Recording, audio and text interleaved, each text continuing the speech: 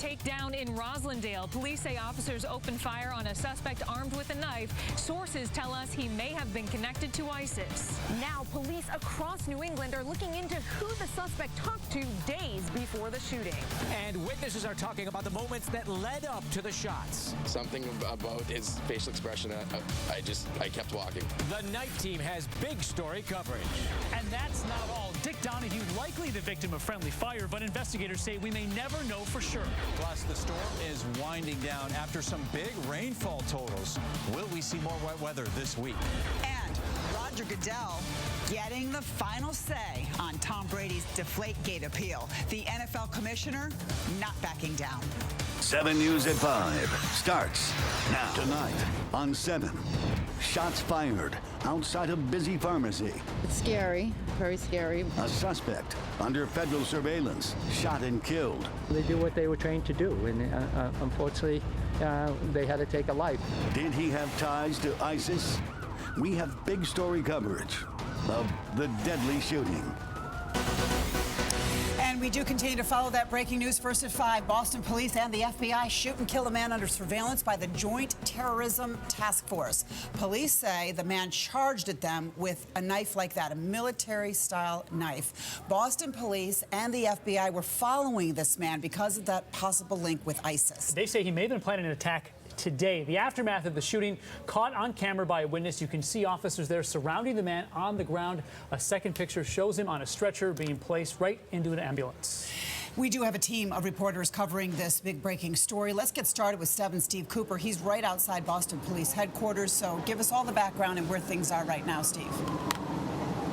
All right, well, Kim, right now this is an active investigation that is expanding by the hour, it appears, because Boston police, along with the FBI assigned to the Joint Terrorism Task Force, we're told, aside from being in Roslindale, where this first started this morning, we now know they're at a home in Everett. And also, we've learned that just within a few short minutes, they are now at a home in Warwick, Rhode Island. Again, the search now expanding over 2 states here. All this after police approached a man this morning who was armed with a weapon, a military-style weapon. It was all caught on camera in the CVS parking lot in Roslindale. Investigators say when the suspect approached police and wouldn't drop this weapon, that's when they opened fire. The level of alarm brought us to question him today. I don't think anyone expected the reaction we were going to get out of him. Boston Police Commissioner William Evans talking about the dramatic moments in the CVS parking lot in Roslindale this morning, and he says one of his officers and an FBI agent were forced to fire, shooting 26-year-old Osama Rahim of Roslindale, who had been under around-the-clock surveillance by members of the Joint Terrorism Task Force. Sources telling 7 News Rahim, armed with this military-style knife, was planning an attack that involved killing a police officer today. All I can tell you is that the subject had been under 24-hour surveillance. This investigation has been worked side by side from minute one with the JTTF partners, including Boston Police Department and Mass State Police and some of the other partners. Investigators say Rahim was ordered several times to drop his weapon, even before officers opened fire, hitting him twice. He was pronounced dead at the hospital. We saw the video. It appears that the law enforcement officers were backing away before they exercised deadly force. Sources tell 7 News Rahim was following ISIS on social media. Investigators won't say if he was connected to any sort of a terror cell operating here in the city. I'm not going to say that there are or there aren't others. All I'm saying is we have to make sure our investigation into this individual is thorough and complete. All right, another look at that military-style knife that police seized from Rahim. Now, investigators from the FBI will only say that investigators from the DOJ, the Department of Justice from Washington, D.C., are on their way here to Boston to assist in this investigation. As for the district attorney of Suffolk County, he says ultimately it is his office that will decide whether or not this shooting was justified. We're live outside Boston Police Headquarters tonight. Steve Cooper, 7 News. Well, today's shooting also has large implications on the national level in the fight against ISIS here. NBC's Justice correspondent Pete Williams is live in D.C. with more. And Pete, we're learning there's another scene going on right now in Warwick, Rhode Island. Right. There were actually, 4 searches today. Rahim's house, another location in the Boston area, in Everett. So I guess the third one would then be in Warwick, Rhode Island. Now, these other searches are to see whether anybody else was planning to do anything. These were people, authorities say, who were in touch with Rahim through social media. And the last I heard 20 or so minutes ago, the authorities were undecided about whether the people at those locations were planning anything on their own. What they say is that it was just within the last couple of days that they became very concerned about Rahim, that he started to say he wanted to carry out an attack, that it was some messages he sent yesterday saying that he might be prepared to carry out the attack within the next few days. Not necessarily today, but imminently. That's what they were concerned about. That's what they wanted to talk to him about. But as you heard in the news conference, they did not have an arrest warrant for him. This was moving so fast.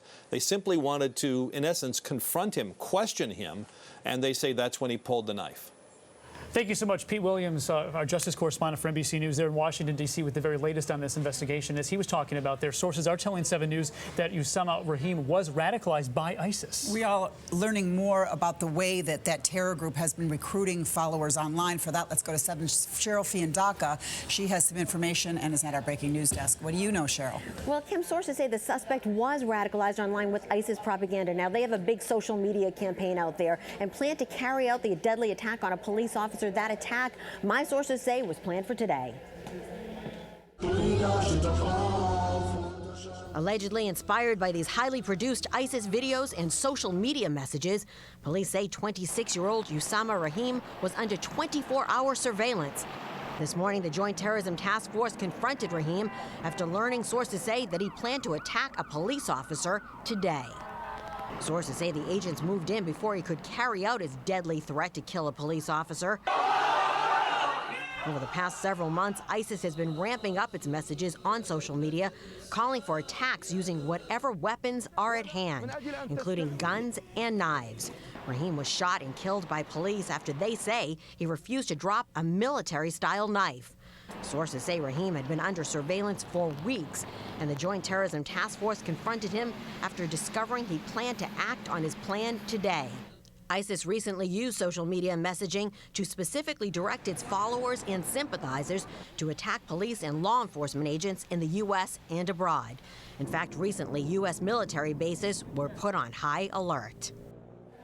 And you hear that sources are telling us that Rahim may not have been acting alone, but they're not sure if anyone was involved with these plans. Police are in the process of trying to get an arrest warrant for a second man in Everett. That, according to sources. And there, as you know, another scene in Warwick, Rhode Island. This investigation is clearly ongoing. Tonight on 7, Justice Served. The marathon bomber showing no emotion, no remorse. They're not going to blow up our marathon. They're not going to blow up our city.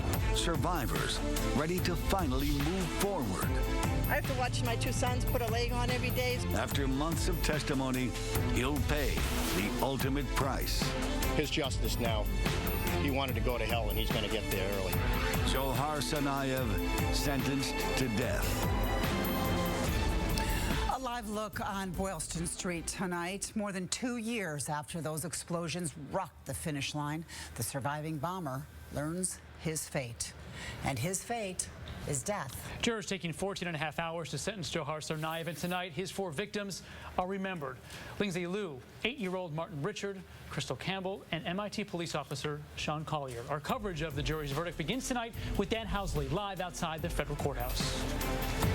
Well, it was a pretty dramatic time inside that courtroom. It went completely silent, and there was a buildup, about 20 minutes as the clerk built up and read the jury's verdict slip leading up to that final decision. All eyes on Johar Tsarnaev, looking for a reaction as we learned the jury would ask him to pay the ultimate price. Now at 11, a plane plunges into a home in a fiery crash. Tonight, we're learning about the family on board and the great escape of the family on the ground. On the run with a plan, David Sweat now talking about his prison break and why he left Richard Matt behind. It's role reversal for Donald Trump. He's the one fired, but the Donald is already firing back. Betting on Boston in 2024. Details on the new plan to bring the Summer Olympics here to the hub. Then clouds around tonight, but will things start heating up as we head closer to the holiday weekend? And, oh dear, a wild animal on the loose in Southie. Tonight, the chase is on. 7 News at 11 starts now. Tonight on 7, a deadly drop. A college trip ends in tragedy. There's a plane that just crashed into the top of a house. A plane falls from the sky. A home destroyed. Investigators searching what went wrong. Tonight, we are learning more about the family killed in that tragic crash. And we're hearing from the family inside the home when it was hit. The night team's Susan Tran in Plainville, live for us tonight with the latest information. Susan? And Adam, we're hearing from the pilot. He was first radioing in, trying to figure out where the nearest airport was, and then trying to figure out how to land on 495 when he crashed right into this home. Now, in the back bedroom, you had 2 boys. Mom was in the hall, Dad was in the kitchen when they heard this big boom, saw the fireball, and ran for help. We got a real bad vibration. We're losing engines. A minute after that transmission, the small plane crashed into this Plainville home. The boys' rooms are the ones that you see burnt out. Aaron Rice lives here with his wife and 2 boys. They all ran for safety as neighbors flooded emergency responders with 911 calls. There's a plane that just crashed into the top of a house. We have a plane crashed into a home on our street. Mary O'Rourke got this picture of the flames. It sounded like a bomb. Like, it was really, really loud. And when it hit, I could feel the heat on my face. She was on her deck and saw the 6-seater Beechcraft gliding awkwardly overhead. It was like flying sideways like that. We now know the pilot, a Tennessee doctor, Rick Callister, was flying his wife and teenage daughter to Norwood Airport. Nicole Callister, on the far right, was coming to Northeastern University for new student orientation. Her high school teachers in Tennessee said Nicole was bright and creative, a student you can always count on, who was bigger than life and ready to share it with the world. We have no engines. We're IMC. I need help. Federal investigators say the radio call will be important to them as they try and figure out why this plane crashed. It will focus some of our attention on the engine, as the pilot reported an issue with the engine, but it's far too early at this stage of the accident investigation to do anything different than we otherwise would. While the Rice family, whose only salvageable belongings could fit on a tarp, tries to recover from such a frightening experience, knowing another family has even greater loss. Because the people in the plane didn't come out of this alive, that's probably where your attention needs to lie.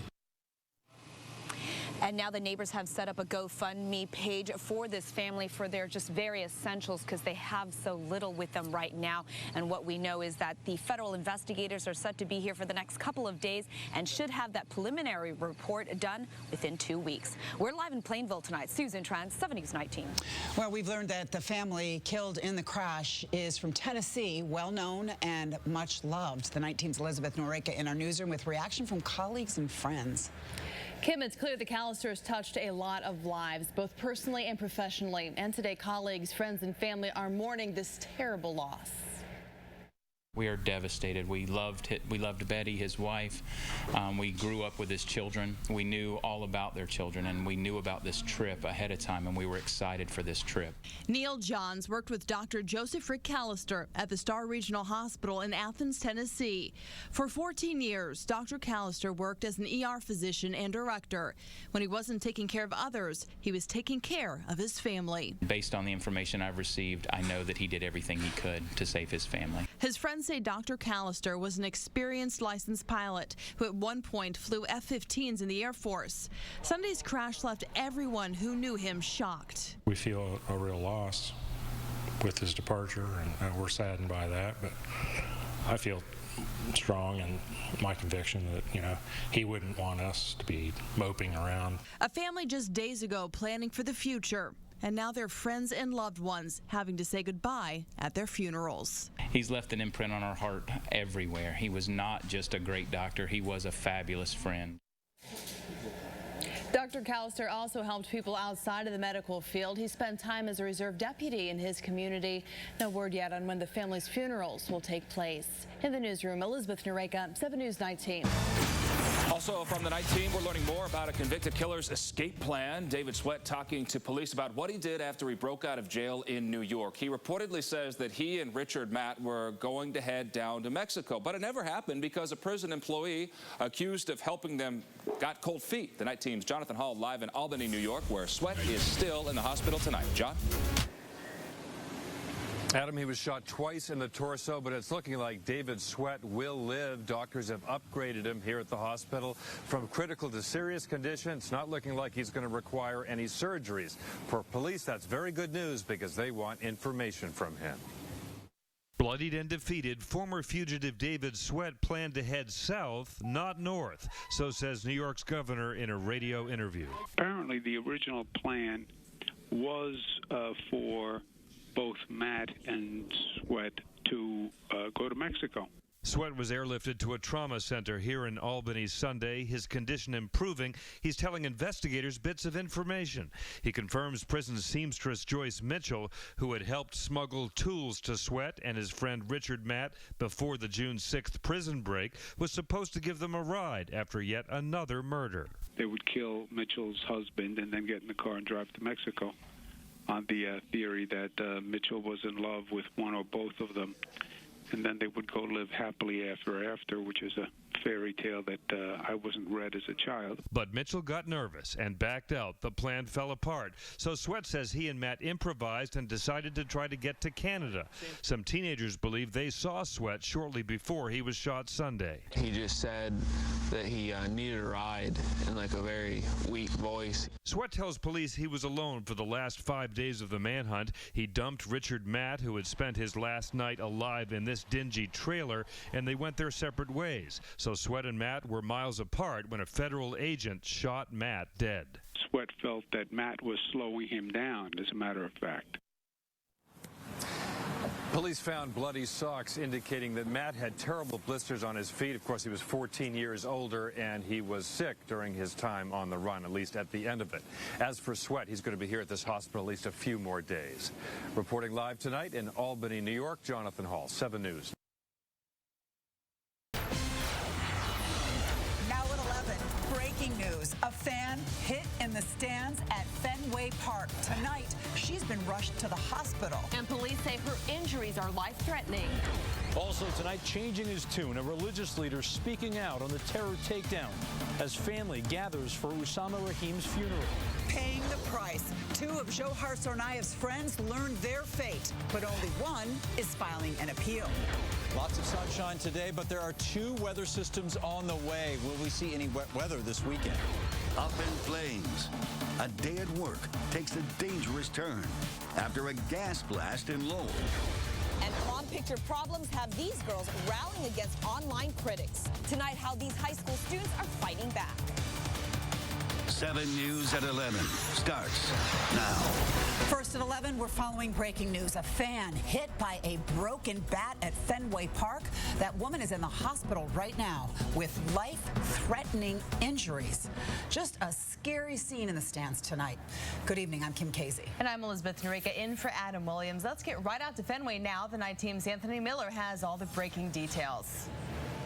Yeah, scary scene is absolutely right. You know, the Red Sox actually got the win tonight, but most of the fans we talked to after the game not really concerned about what happened on the field. Most of them worried about that woman in the stands, hoping that she's going to be okay.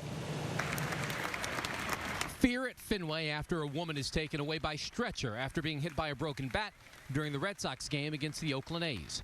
That woman was taken to the hospital with what police are calling life-threatening injuries. It was scary. It was scary. It all happened in the second inning as A's third baseman Brett Lowry grounded out to second. In the process, he broke his bat, and that went flying into the stands. All I saw was when the bat broke, I saw it fly behind her, but then everybody, you could see rescue people coming down, ambulance people, and like that to come down. This cell phone video shows the woman being carted off by emergency crews. The incident caused the game to be delayed for a bit. Everything was on hold for a little bit.